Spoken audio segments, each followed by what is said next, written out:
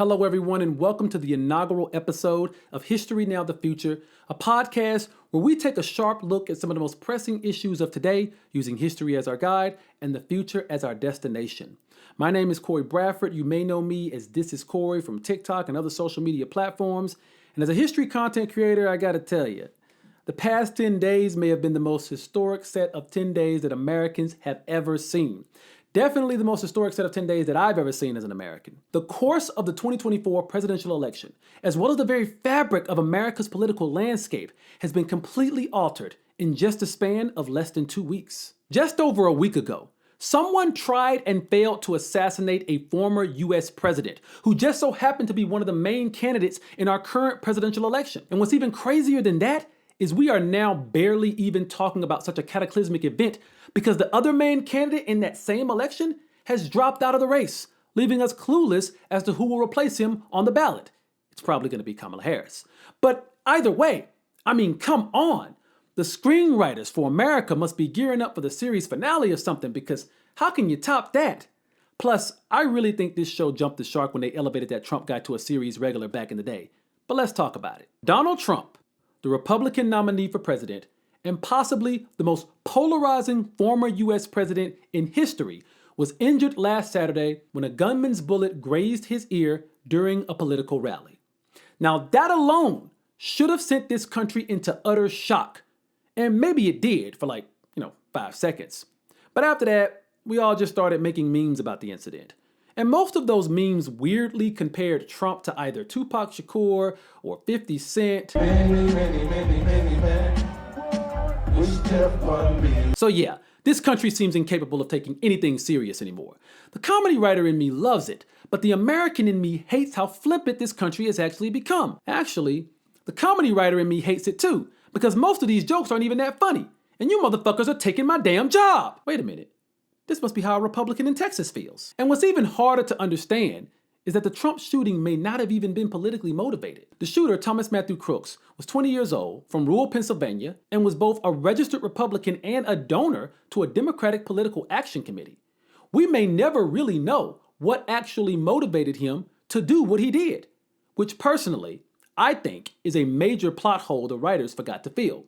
At any rate, the shooting was followed by the Republican National Convention, a convention that promised it was going to heal America and bring about unity to our broken republic during such trying times. But that's not what we got. Instead, we got some of the most unhinged people in human history wearing bandages over their ears in solidarity with Trump's ear injury. Kind of fitting considering that they can never fucking listen to reason. Also, when you start trading in your crosses for bandages inspired by Trump, your religion may have shifted to something other than Christianity. Instead of unity, we got fiery speeches from radicals like Congresswoman Marjorie Taylor Greene ranting about everything from immigrants to globalists to the LGBT community, just a bingo card for everything your drunk uncle hate shares about on Facebook. We also got a slew of black folks swearing to us that Trump and the Republicans are not racist, even though they invited black people to their convention to solely talk about race. I kind of feel like Michael Steele had some better lines back in the day. And then we got J.D. Vance as a vice presidential candidate, a man who went from calling Donald Trump America's Hitler to calling for a national abortion ban with no exceptions for rape or incest. And if we're keeping with the screenwriting analogies here, we call that type of character a shapeshifter, and a very on-the-nose one at that. And then we got Donald Trump himself, a man who just suffered a near-death experience and shared with us the horrid details of that experience. This should have been a layup for him. All that going for him, only for his speech to descend into a rambling mess. A listless, uninspiring mashup of predictable tirades, stale jokes, and mixed up names. In other words, it was batshit. It was proof that Trump, no matter what, will always be Trump. Incapable and unwilling to appear as a competent, dignified leader for any period of time that exceeds a few minutes. Trump's terrible convention performance was on par with that of his opponent's terrible debate performance. A few weeks ago, President Joe Biden, the Democratic Party's initial choice for president this year, appeared to struggle with the basic construction of sentences during that debate. while Donald Trump appeared to struggle with the basic construction of logic and common sense during his 90-minute convention speech. One of the longest, I think the longest convention speech in any of these parties' history. The difference was that one of these men knew when to fold them. After weeks of many in his own party calling for him to step aside, President Joe Biden's 1980s fax machine finally got the message. Joe Biden dropped out of the presidential race, further turning 2024 into quite possibly the most insane election year in American history. It was a predictable plot twist, like when you can just feel that your favorite character is about to be killed off. But it's still a shock when it actually happens. Now, America looks forward. The Democratic Party will be tasked with a seemingly impossible job. Find a candidate who can not only unite their party, but also stand a chance against Trump in November. Someone relatively clean, with the effortless charm, boundless charisma, and unquestionable leadership skills it takes to be president. And they have less than 4 months to sell this person to the American people. And after all that historic change, in such a short time period, Americans are barely even talking about it. They've become numb to all this, just utterly exhausted by having to live through so much instability for so long, and knowing that an election year makes it all so much worse than usual. It wasn't like this in the America I was raised in. Sure, elections were crazy. The year 2000 enters the chat. But we didn't feel like the country could collapse or go into some civil war every fucking 4 years. This is, simply put, an unsustainable social model. But elections have disrupted this country before, and we've had periods of wild elections for years on end before, and we've always found some way to reclaim our sanity. Let's just hope we can reclaim it again before it's too late.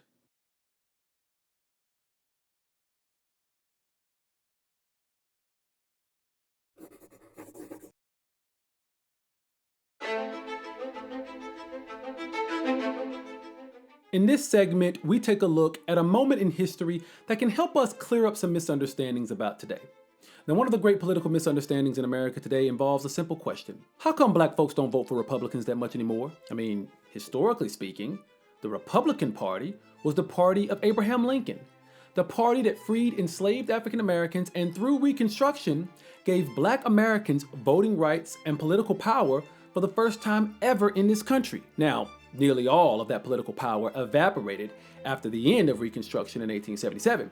But between 1877 and the early 1960s, whenever black folks could actually vote, they voted overwhelmingly for Republicans. And this is a fact that you've probably been reminded of quite often if you've gotten into any arguments with a Republican online here recently. Why, just the other day, I uploaded a TikTok skit that talked about the history of primary elections in America and how the Democratic Party in the Deep South invented modern primaries because their general elections with Republicans weren't really competitive. And of course, because the Democrats that invented primaries were Southern Democrats, they were super racist, inventing things like white primaries that barred black Americans from participating. And the comments section on this video was littered with those claiming that since the Democrats were so racist back then, black Americans shouldn't be supporting the Democratic Party today. But these comments always seem to come from people who ignore a very crucial detail when we talk about these racist Democrats of the past. One adjective that always came before the word Democrat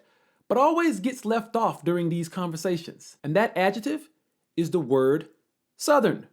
You see, it was Southern Democrats that exclusively enacted the high-level white supremacy policies that we associate with this Democratic Party of the past. Now, that's not to say that all Northern Democrats were champions of civil rights, but Democrats outside the South did not push the same level of racist aggression that we saw within the South. Saying black people shouldn't support the Democratic Party today because of its racist past is like saying black folks shouldn't run for office or even vote in Alabama, or Mississippi, or Georgia, or any former Confederate state in which white supremacy used to be the law of the land. Now, if I were to suggest that every state in the South still has a racist government, just because they all had racist governments 100 years ago, I would receive a ton of backlash. Thousands of Southerners would say I'm wrong. They would say they're not all racist today, and they would say that their state governments have changed, and that the times have changed. But those would be the same people trying to convince me that the Democratic Party hasn't changed, even though not all past Democrats were racist. But nearly all Southern Democrats, and really all Southern politicians in general prior to the mid-20th century, were absolutely racist. And when did all this change? Well, the changes started in 1964. Yes, that's right, the dreaded party switch theory that many Republicans will tell you is a myth. They'll say things like, the parties didn't actually switch. Well, it's no myth that Strom Thurmond, senator from South Carolina, one of the most racist politicians of the 20th century, who ran for president in 1948 as a Dixiecrat on an exclusive white supremacy platform, he switched from the Democratic Party to the Republican Party in 1964. Why? Because in 1964, the most influential civil rights act in American history passed in Congress and was signed into law by a Democratic president, Lyndon B. Johnson. Now, this is the point in the conversation when inevitably you're going to get someone who says, but the Civil Rights Act wasn't even supported by most Democrats at the time. Meh. And you would be right if you're talking about most Southern Democrats. Remember that adjective? Southern. Now, Southern Democrats fought against the Civil Rights Act tooth and nail. But that bill was actually introduced in the House of Representatives by a Democrat from New York, Emanuel Seller. At that moment, Strom Thurmond left the Democrats, saying that that party no longer represented people like him. And in 1964, he endorsed the Republican nominee for president that year, Senator Barry Goldwater, who was very critical of the Civil Rights Act, and he claimed it went against states' rights. Oh, states' rights, a term we always use whenever a state wants the right to take your rights away. And Strom Thurmond wasn't the only racist Southerner that felt like Barry Goldwater and the Republicans were a better option in 1964. In the presidential election that took place later that year, the former Confederate states of South Carolina, Georgia, Alabama, Mississippi, and Louisiana were all won by Republican Barry Goldwater, making it the first time any of these states went for a Republican for president since the end of Reconstruction in the 1870s. And when we look at 1964, we can ask a similar question to the one that started this history lesson. Why did white folks down south stop voting for the Democratic Party? It was because the Democrats on a national level began working against the racist and white supremacy policies of the Deep South. And this answers our initial question. Why did black folks stop voting for Republicans?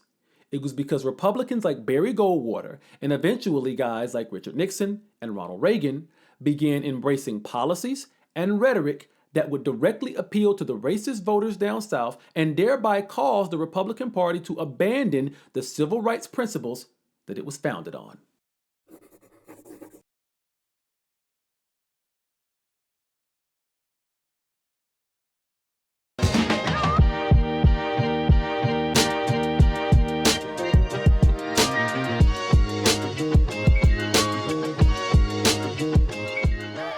Welcome to Trending Down, a segment where we take a look at some of the more trivial topics trending on the internet in the past week.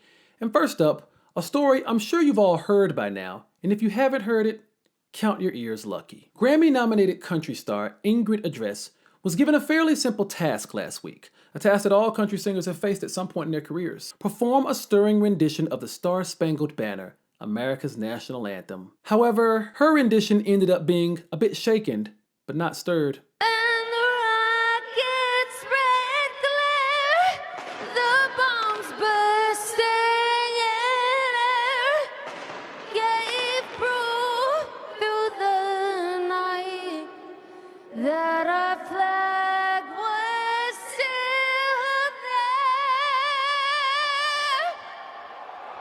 Now, Andress has admitted she was intoxicated when she gave this performance, and she said she plans on entering herself into rehab. I truly wish her the best. I hope she gets the help that she needs, and I think we need to extend a little grace to this young woman. I mean, come on. Look at what's going on in this country right now. Expecting her to sing the national anthem sober is like expecting someone on death row to choose the vegan option as their last meal. It's unrealistic. I also think that the national anthem is kind of like the Constitution.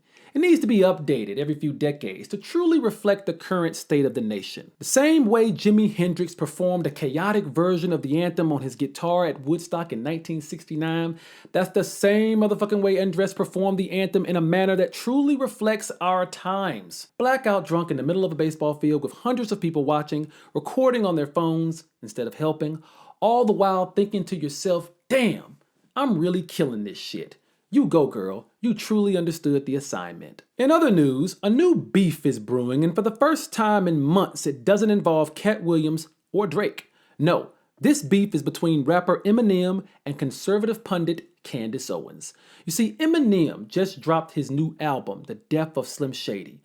And if you were to talk to any white guy who loves Eminem but hates all other rappers, then you would know that this is truly the undisputed greatest rap album of all time. According to them, it's better than Illmatic, it's better than Ready to Die, it's better than The Chronic. Every white guy who has ever tried to sell me weed keeps telling me how I have to check out this new masterpiece from Eminem. But on the album, Eminem took aim at Candace Owens, saying that the outspoken and controversial pundit forgot she was black. He even went on to mock her for her ultra-nationalist, MAGA Republican political stances. Owens fired back, claiming that it was in fact Eminem who has turned his back on his people. You know, white people, the people Candace is most concerned with.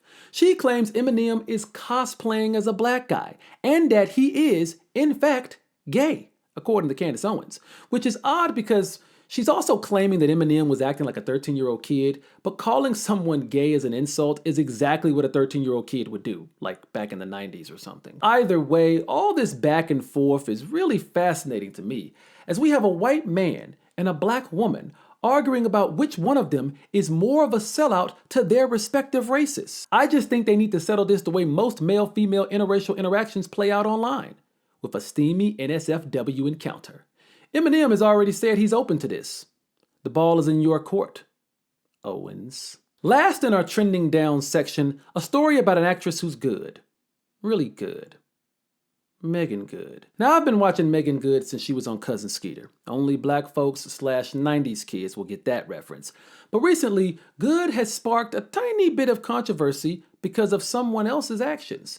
You see, Megan Good is currently in a committed relationship with actor Jonathan Majors. Majors, of course, was a rising star in everything from his Emmy-nominated role on Lovecraft Country to being a part of the Marvel Cinematic Universe. All of this was derailed when he was found guilty of assaulting his previous girlfriend last year. But his current girlfriend, Megan Good, has stood by his side through the fire. Now, she's catching flack for a video that went viral of actor Michael Ealy sharing a very intimate hug with Megan Good at an event. Ealy went as far as picking her up in a playful manner during the hug, all the while her man Jonathan Majors stood there and watched.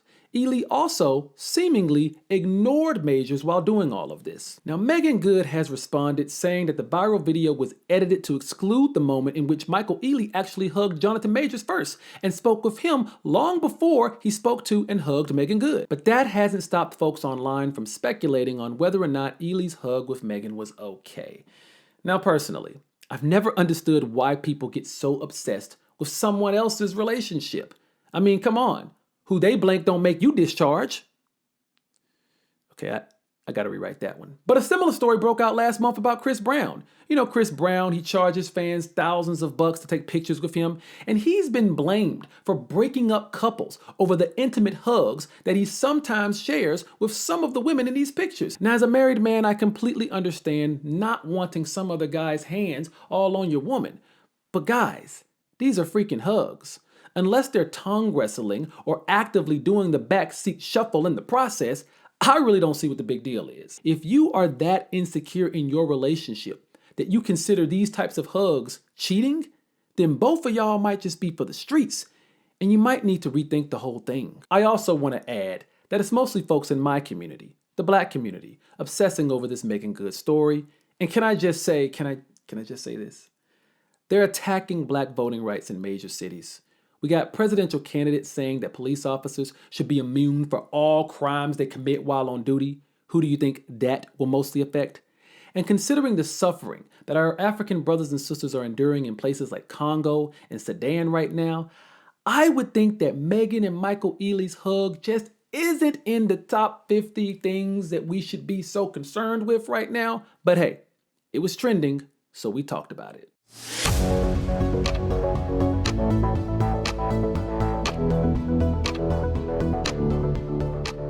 International stories usually get swept under the rug here in the United States due to how insane our own situation has been. So in this segment, we bring you some important news updates from outside the US in less than 90 seconds. This is Around the World in 90 seconds. First up, the Israeli parliament voted today to declare the main United Nations Relief Organization for Palestinians a terrorist organization. Israel has been claiming for months that some members of the United Nations Relief and Works Agency for Palestinian Refugees are also members of terror groups like Hamas. Israel has provided no evidence to support these claims, which is why most countries, such as Britain, have resumed funding the organization that provides crucial relief for civilians escaping Israel's genocidal actions in Gaza. And considering that the latest Israeli strikes in southern Gaza have taken the Palestinian death toll in this war to over 39,000, that's according to the Gaza Health Ministry, Israel might want to Google what terrorism actually is. In other news, a court in the United Arab Emirates has sentenced 57 protesters from Bangladesh to extremely long prison terms for protesting against their own home country. Protesting is effectively illegal in the UAE, where 90% of its population comes from other countries. This comes after 150 people have been killed in Bangladesh after a series of student-led demonstrations broke out there protesting against quotas on government jobs. So to all the conservatives here in America who complain that they've lost their right to free speech, getting life in prison in the UAE for protesting against another country other than the UAE is what it looks like when you have no free speech. Very different from facing mild backlash on social media after posting a racist meme on Twitter X. And I think that's all the time we have. Thank you for watching Around the World in 90 seconds.